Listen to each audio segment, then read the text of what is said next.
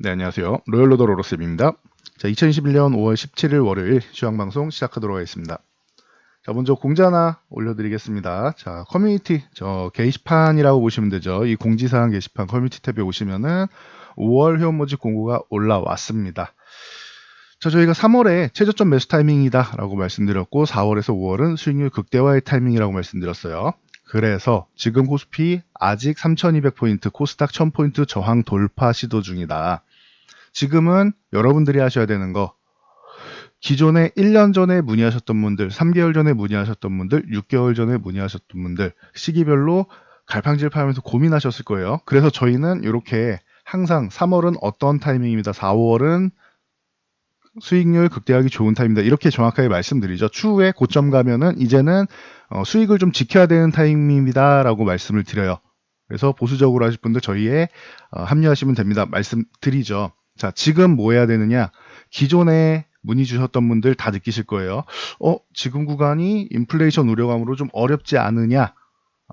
지금 내가 투자를 해도 되느냐? 아니면 도망가야 되느냐? 걱정 많으실 거예요. 자, 다시 한번 말씀드리지만 금리 인상이나 뭐 인플레이션 요 부분에 대해서 정말로 금리 인상 단행하면 문제가 된다.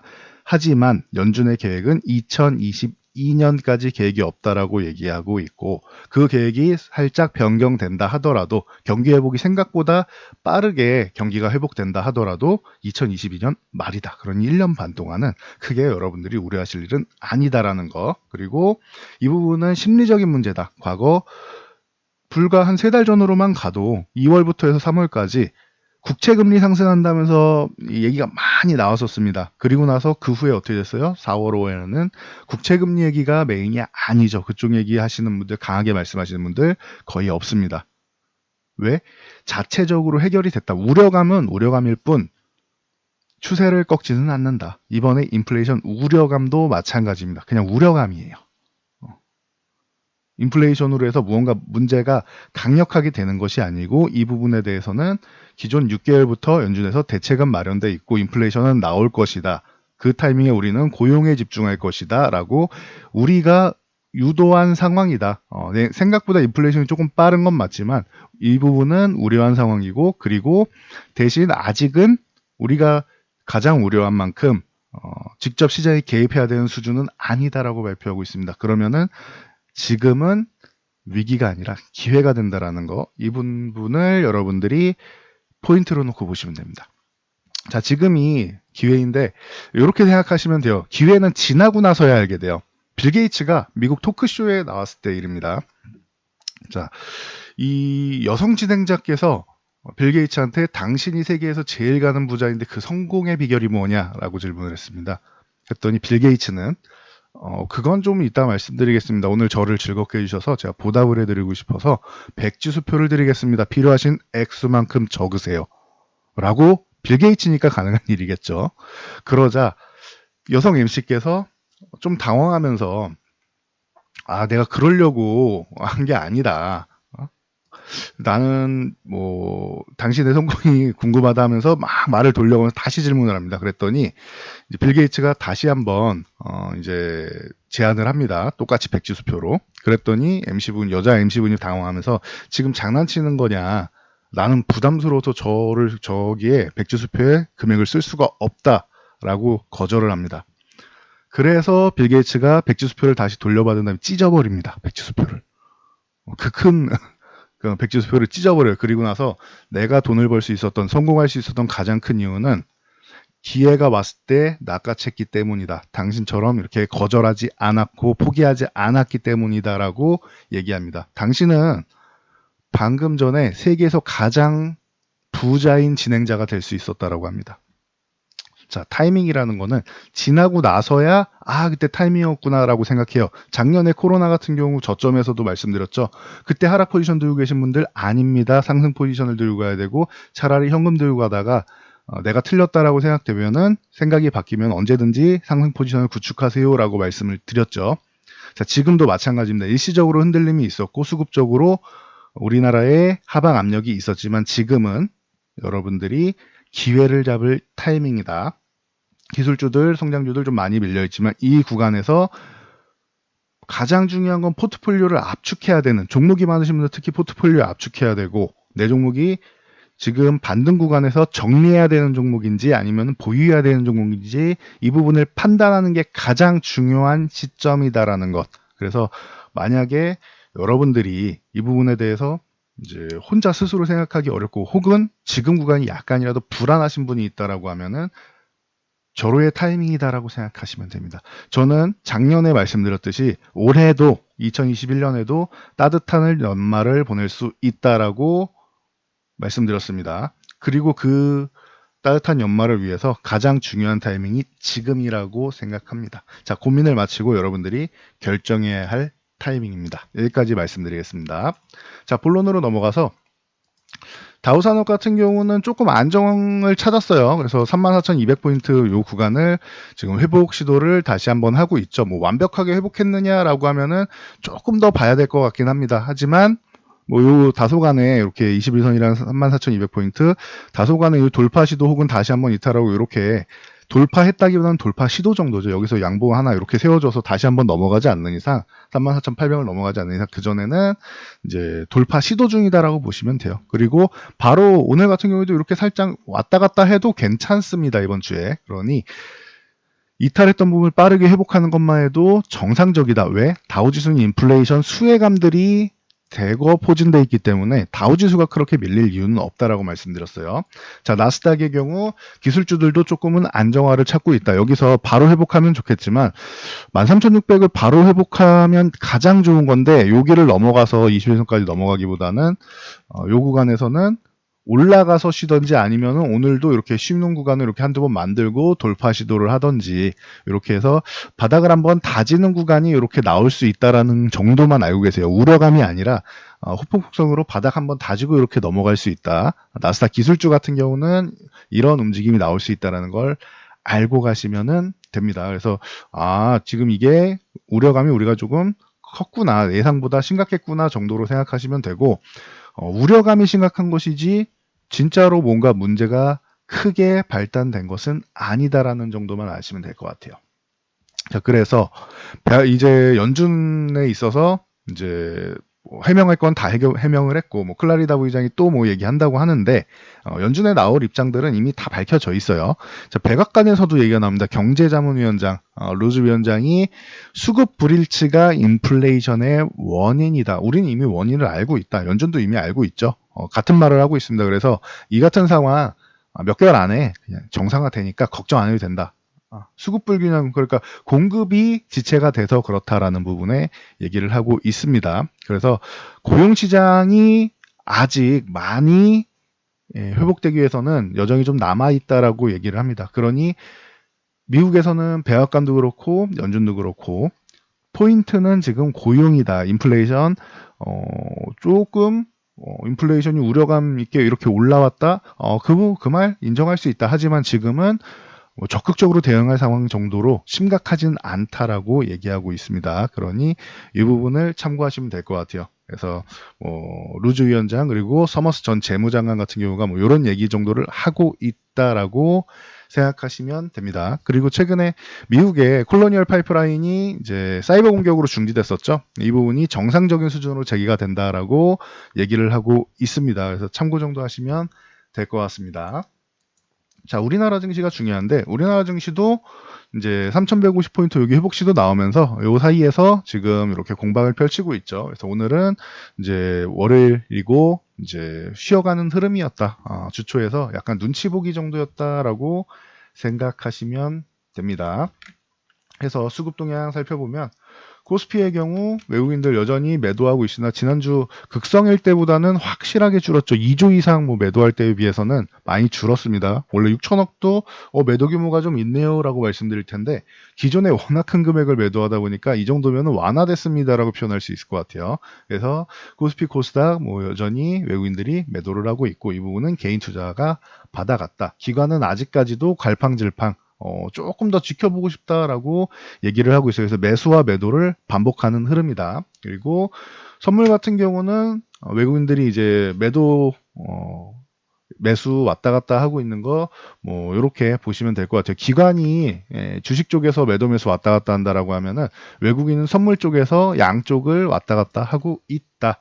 그래서 뭐 중립적인 부분 보시면 되고, 자, 옵션 동향 같은 경우도 양매도 통해서 그냥 눈치 보기다라고 보시면 될 것 같아요. 오늘 수급은 만기일 이후에 첫 주말이었고, 그리고 이번 주에 그 한미 정상회담 앞두고 있고 반도체 서밋, 반도체 회의를 앞두고 있죠. 그러다 보니 눈치 보기가 조금 진행됐다라고 생각하시면 될 것 같습니다. 자, 코스닥도 마찬가지입니다.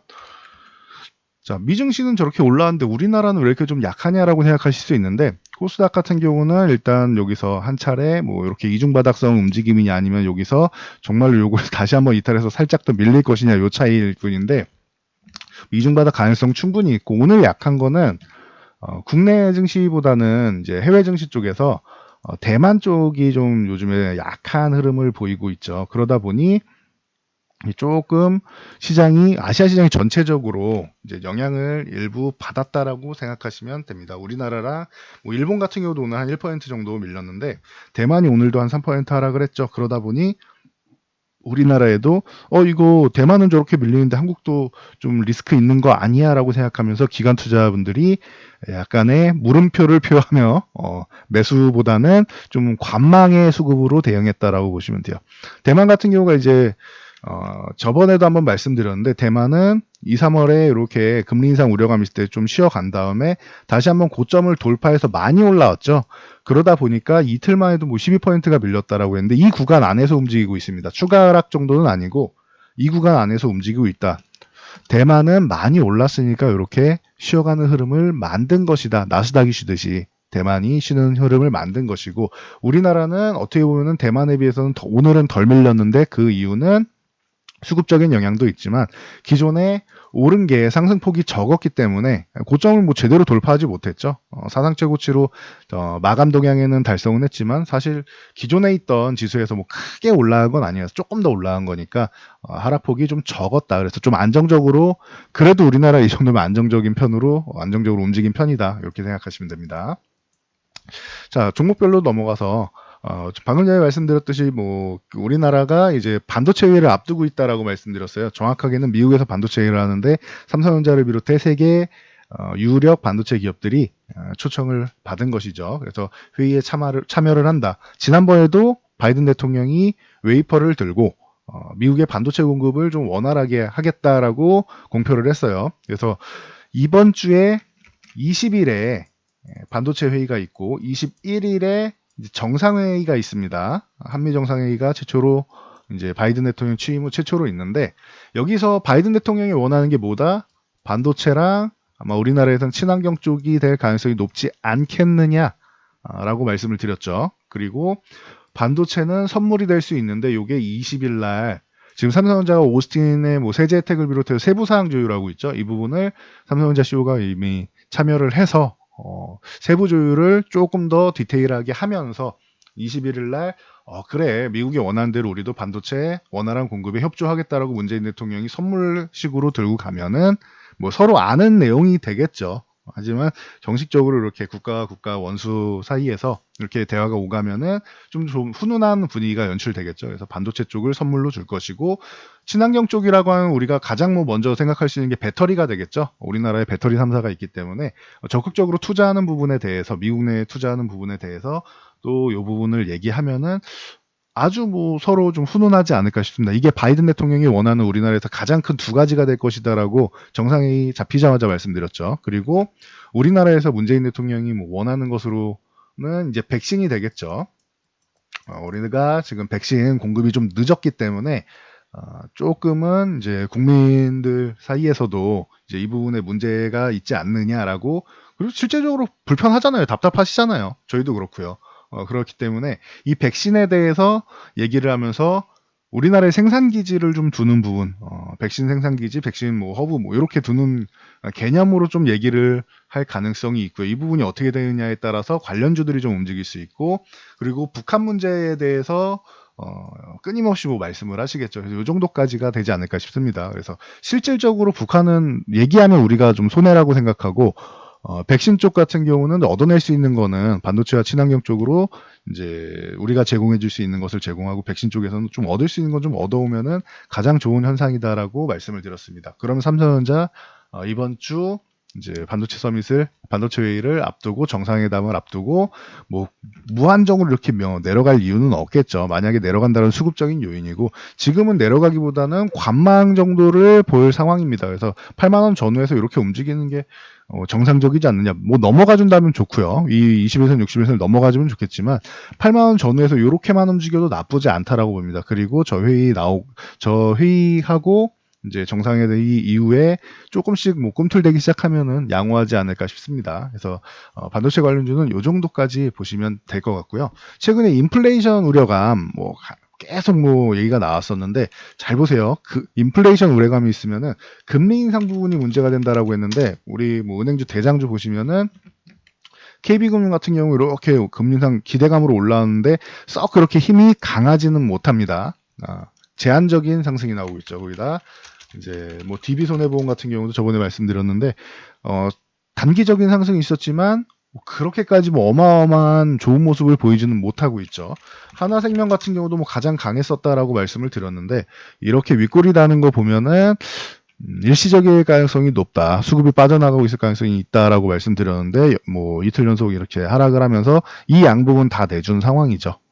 이렇게 금리 인상 같은 경우는 지금 나오는 현상은 아니기 때문에 기대감으로 이렇게 올라갔다 그러면은 정리하고 빠져나와야 되는 타이밍을 봐야 되는 것이지 굳이 이쪽에다가 계속 들어가서 이 기대감만 가지고 갈 상황은 아니라는 거예요. 뭔가 산업 동향 반도체는 뭐 슈퍼사이클이랑 뭐 공급 대란이랑 여러 가지 측면에서 현재 실적이 뒷받침이 되고 앞으로 실적이 보장이 돼 있는 이런 섹터들은 좀 개념이 좀 다르다라고 말씀드려요. 그런 섹터들과 보장되어 섹터들과 아직 금리 인상 한참 남은 섹터들과는 다르다라는 거, 불확실성이 더 크다라는 것. 그래서 이 부분을 여러분들이 잘 생각하시면 될 것 같아요. 선반영은 됐지만 시기상조다라고 결론을 내면 될 것 같습니다.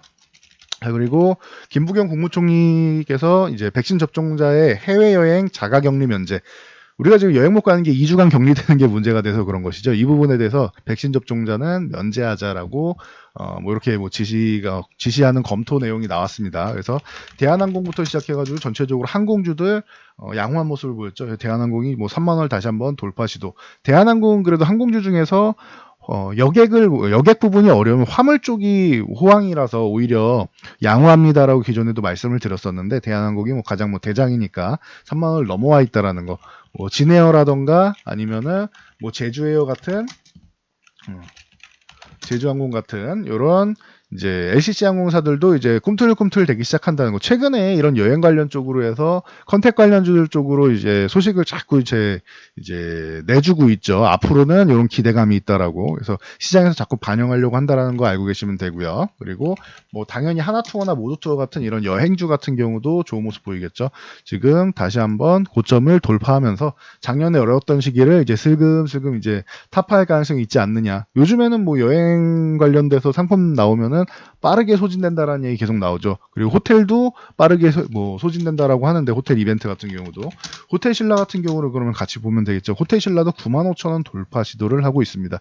뭐 아직까지는 돌파했다기보다는 한번 시도 정도 하는 건데 이렇게 밀릴 수 있고 이격이 좀 있기 때문에 밀릴 수 있지만 여기서 양봉을 하나 더 세워주면서 지지를 해준다라고 하면은 이제 호텔 신라도 10만 원대를 오랜만에 바라볼 수 있는 상황이 되겠죠. 그리고 지난번에 파라다이스 뭐 GK 이렇게 말씀드렸는데 GK 이 카지노 관련주들 같은 경우에도 올라오고 있다라는 거. 카지노는 뭐 언택트 시대에는 가장 뭐 직격탄을 맞는 개념이 되겠죠. 그런데 이 백신 접종자가 늘어나게 된다라고 하면은 카지노도 이제 기존에 뭐 백신 여건 얘기한 것처럼 백신을 맞은 사람들은 조금은 원활하게 좀 움직일 수 있는 자가격리를 면제되고 그리고 이렇게 카지노나 이런 쪽에도 이제 활동할 수 있는 이런 기대감을 정도 갖고 있다 정도로 보시면 될 것 같아요. 아직까지 뭐 확정은 아니지만 가능성을 계속 만들어주고 있죠. 그래서 보시면 되고 자 엔터주들이 뭐 하이브라던가 이런 뭐 SM이라던가 JYP, 뭐 YG 엔터테인먼트 이제는 뭐 4대 기획사라고 해야겠죠. 뭐 YG가 버닝썬 이후로 조금 주춤하긴 하지만 그래도 블랙핑크가 건재하고 하니까 이렇게 기획사들이 주요 아티스트 활동하는 것 외에도 앞으로 메타버스에 대한 가상현실로 해서 뭐 팬클럽이나 아니면 자신들만의 공간을 만들어서 해당 기획사 혹은 해당 연예인들의 공간을 만들어서 기대감을 갖고 있다라고 얘기가 나오고 있죠. 그래서 과거부터 계속 엔터 쪽하고 이제 VR 쪽하고도 연결된다라는 거는 뭐 2016년부터 말씀드렸죠. 한 5년 된 것 같아요. 그 당시부터 말씀을 드렸었는데 지금 이제 현실이 다가오고 있지 않느냐라는 얘기가 나오고 있습니다. 그래서 하이브라던가 SM이라던가 아니면은 뭐 요 JYP라던가 이런 종목들이 잘 움직이고 있다. 자체 아티스트, 주요 아티스트들 활동 그리고 메타버스 기대감 같이 올라오고 있다라는 거. 뭐 YG엔터도 마찬가지죠. YG엔터 같은 경우도 이제 함께 움직이고 있다라는 거. 요 정도까지 여러분들이 생각하고 가시면 될 것 같아요. 당장 오늘 내일 메타버스는 아니지만 앞으로 뭐 하이브 같은 경우는 특히나 뭐 적극적이고 SM도 마찬가지죠. 이렇게 미래에는 이렇게 가상 세계에서도 그 글로벌 시대잖아요. 그러면 전 세계 팬들을 가상 공간으로 모을 수 있는 지금 유튜브에서 활동하고 있는 부분에다가 플러스 알파가 된다라고 생각하시면 될 것 같습니다. 자, 그리고 중국 산하 제한 해제 이 부분에 대해서 기존에도 계속 말씀드렸는데 캐리소프트 같은 경우는 이제 조금 쉬어야 되지 않느냐라고 말씀을 드렸는데 이제 추가적인 상승 보였지만 오늘 이제 위에서 이제 매도하는 손바뀜 현상 같은 경우가 이제 은근슬쩍 내비치고 있습니다. 이격이 너무 많이 벌어져가지고 지금은 신규로 건드릴 상황은 아니다라고 말씀드렸어요. 기존 보유하신 분들이 이렇게 정리하는 구간으로 활용하면 됩니다라고 말씀드렸는데 이렇게 윗꼬리 달고 내려왔고 대신 이제 삼성출판사나 토박스코리아 같은 경우가 이제 같이 출산장려 정책의 기대감 그리고 베이비샤크 빅쇼가 이제 아기상어죠. 이 컨텐츠가 그 전 세계에 확대 방영된다라고 합니다. 그러면서 이제 삼성출판사가 한 차례 올라가면서 이제 21선을 넘어갈 기세를 보였지만 조금 쉬었고 토박스코리아 같은 경우도 마찬가지로 오늘 위쪽 꼬리를 달았지만 그래도 얘는 21선은 좀 넘어갔고 이제 좀 덜 오르는 경험이 있죠. 그래서 삼성출판사가 메인이라서 기존에 올랐던 부분이 있으니까 조금 쉬는 방향이다라고 보시면 돼요. 그 외의 종목으로는 오로라 같은 경우가 이 두 종목과 함께 뭐 볼 수 있는 종목이다라고 누누이 말씀을 드렸죠. 이 세 종목 정도 같이 보시면 될 것 같습니다. 자, 그리고 오늘 뭐 진원생명과학이나 뭐 아이진 아미노로직스 뭐 이런 종목들이 이제 정부에서 이제 mRNA 지원을 위한 백신 전문위원회 회의를 개최한다라고 합니다. 그러면서 뭐이 부분에 대해서 우리나라에서 개발하는 백신 개발하는 부분 장려. 그러니까 이쪽은 화이자나 모더나 쪽하고 이제 비슷한 개념이라고 생각하시면 됩니다. RNA 기반 쪽으로. 그리고 기존 이제 화이자나 모더나 이런 기존 업체들, 백신 업체들이 개발한 이 코로나 관련된 부분은 전 세계적인 재난이니까 특허권을 포기한다는 뭐 이런 부분에 대해서도 얘기가 나오고 있죠. 그래서 그 특허권을 만약에 포기할 경우에 기대감이 좀 나오고 있다라는 형식으로 보시면 됩니다. 자체 개발은 솔직히 당장은 어렵지 않느냐. 미국은 뭐 어마어마한 천문학적인 금액을 들여서 지원을 해줬는데 우리나라는 그런 수준은 아니죠. 그러다 보니 속도에서도 좀 차이가 날 수 있고 기술력에서도 좀 노하우에서도 차이가 날 수 있는데 지금은 뭐 자체적으로 개발하는 거 당연히 좋아요. 그런데 특허권을 포기하는 부분에 있어서 조금 더 이제 시장에서 기대를 해서 이렇게 밸류를 측정한 것이다라고 생각하시면 됩니다. 그래서 진원생명과학, 뭐 아이진, 뭐 이런 종목들 올라오고 있고 뭐 다른 종목들도 뭐 다수가 올라오고 있습니다. 아미노로직스나 뭐 이온제약이나 등등 올라오고 있는데 이런 부분은 기대감일 뿐이고 아직까지 뭐 특별한 기술을 정확하게 갖췄다라고 하기에는 솔직히 좀 미흡할 수 있다라는 거. 과거에도 계속 말씀드렸죠. 확실한 기술이라기보다는 바이오 쪽은 기대감으로만 올라오면은 기존에 보유하신 분들이 좀 정리를 잘하는 개념으로 보시는 게 맞다. 트레이딩 개념으로 보는 게 맞다라고 말씀드렸고요. 그리고 대신 RNA 쪽을 계속 얘기를 한다라고 하면은 이쪽에 개발하면 지금 제일 문제가 되는 게 뭐예요? 보관과 운송이에요. 워낙 뭐 낮은 온도에서 해야 보관하고 운송해야 되기 때문에 화이자나 모더나의 경우 콜드체인 관련주들 움직였죠. 차라리 어떻게 보면은 이쪽 개발이 된다라고 하면은 특허권을 포기한 다음에 그 부분에 대해서 제대로 기술력을 가지고 있는 기업들, 일부 기업들과 차라리 콜드체인 쪽을 보시는 게 나을 수도 있다. 콜드체인은 뭐 가장 기본적으로 일신바이오, 대한과학 뭐 이런 쪽이라고 말씀드렸어요. 그래서 일신바이오 오늘 뭐 8,000원을 살짝 건드렸는데 돌파하지는 못하고 밀려 내려왔고요. 대한과학 같은 경우 기존에도 뭐 당일날은 뭐 크게 못 움직였습니다 했는데 다음날 이렇게 움직이면서 이제 위에 다시 한번 도전하고 있죠. 태경 케미칼이나 뭐 이런 종목들, 뭐 옥시다레스도 있고 전체적으로 관련 기업들이 좀 있다라고 말씀드렸는데 이런 콜드체인 쪽을 보시는 것도 방법이 될 수 있습니다. 항상 시각의 전환이 중요하다라고 말씀드렸어요. 그리고 그동안 말 많고 탈 많았던 네이처셀 쪽에서 이제 조인트 스템 쪽이 국내 인상 3상 성공을 했다라고 밝혔습니다. 그러면서 상한가에 들어갔는데 뭐 줄기세포 분야도 뭐 잘 됐으면 좋겠습니다. 그래서 기존에 고생하신 분들 그래도 잘 빠져나올 수 있는 구간으로 좀 활용하시면 좋을 것 같습니다. 자, 그리고 뭐 힐라홀딩스나 이런 호실적 기업들, 이런 기업들이 지금 뭐 양호한 흐름을 보인다. 뭐 이건산업이라던가 이건산업 같은 경우는 최근에도 좀 뭐 이제 인플레이션 관련해서 뭐 이슈가 좀 있었고요. 뭐 초록뱀 미디어라던가 뭐 이런 기업들 그리고 뭐 SBS라던가 서울옥션, 뭐 연우 그리고 SH에너지와 이런 종목들이 호실적 뭐 얘기하면서 조금 좋은 모습을 보였다라는 거 이 정도까지만 말씀드리고 넘어갈 수 있을 것 같습니다. 뭐 다시 한번 말씀드리지만 인플레이션 우려감 일시적인 상황이고 말 그대로 인플레이션 때문에 경제가 파탄났다가 아니고 인플레이션에 대한 우려감이라고 정확하게 표현하고 있죠. 이 단어를 정확히 보시면 돼요. 국채금리 상승 우려감, 인플레이션 우려감. 우려감은 시장에 직접적으로 무언가 강력한 타격을 주었다기보다는 우려감은 우려감일 뿐이다라고 생각하시면 될 것 같습니다. 자, 여기까지 정리하시면 여러분들이 조금은 이제 생각을 전환하시는 데 도움이 되실 것 같고, 다시 말씀드리지만 이번 주에 한미 정상회담 그리고 반도체 회의 이렇게 있다. 여러분들 기회가 있을 때 기회가 잡는 게 중요하다라는 빌 게이츠의 말 다시 한번 생각하시면서 오늘 마치도록 하겠습니다.